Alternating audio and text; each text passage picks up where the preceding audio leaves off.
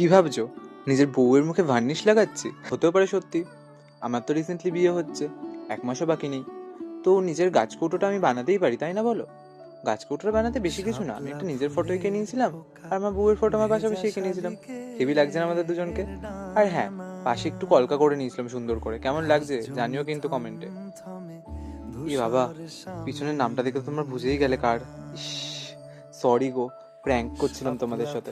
আসলে একটা দাদা আর একটা দিদির বিয়ে, জানো তো? তো তারা আমায় বললো একটা গাছকৌটো বানিয়ে দিতে, তো আমি আর না করতে পারলাম না। কেমন হয়েছে সবাই জানিও কিন্তু, হ্যাঁ।